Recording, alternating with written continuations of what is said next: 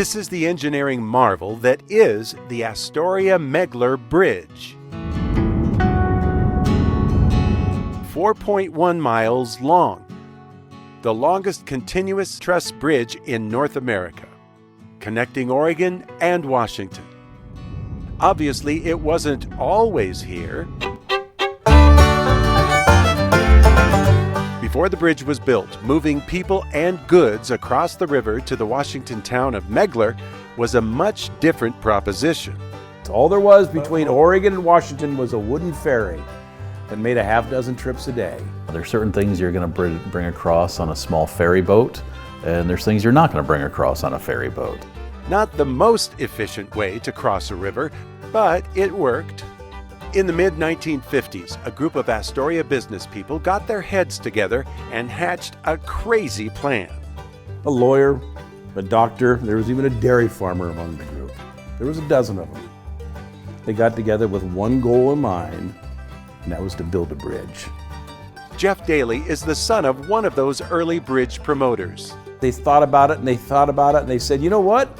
If we can get some of those people from Washington to come here on a bridge, they'd spend a lot more time here and a lot more money. The story goes that when Salem politicians heard about this effort, someone said something to the effect of, "Those clowns in Astoria think they're gonna get a bridge." Well, now they had some attention, and the Astoria Clowns were born. They made clown outfits and they bought an old hearse from a local funeral home and began their campaign of awareness.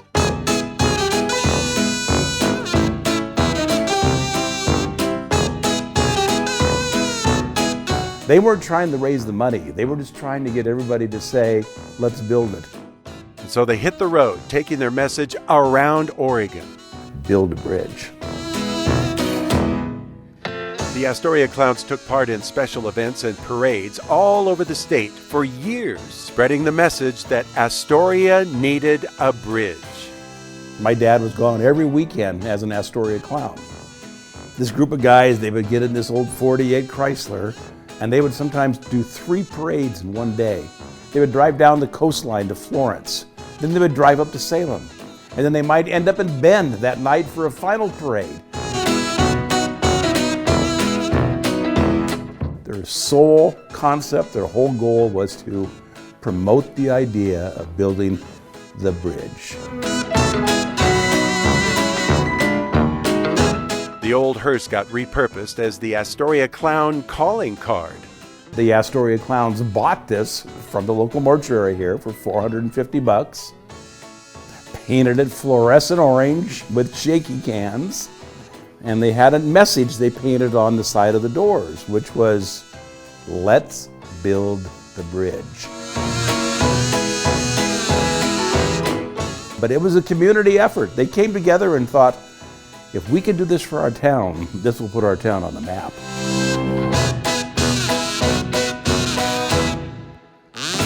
The Astoria Clowns' 10-year effort to garner statewide support for a bridge across the Columbia River ultimately paid off.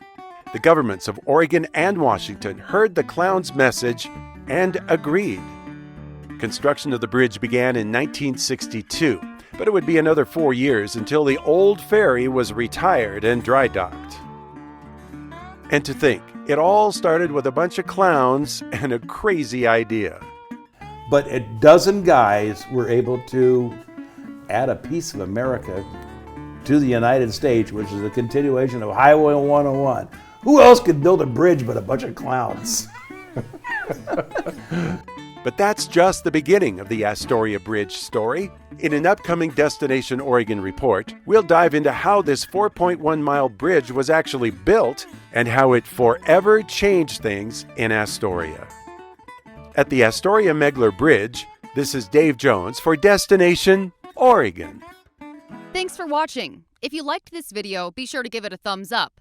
Hit the subscribe button and ring the notification bell so you don't miss out on more videos from Central Oregon Daily News. And for more news from the high desert, just visit centraloregondaily.com.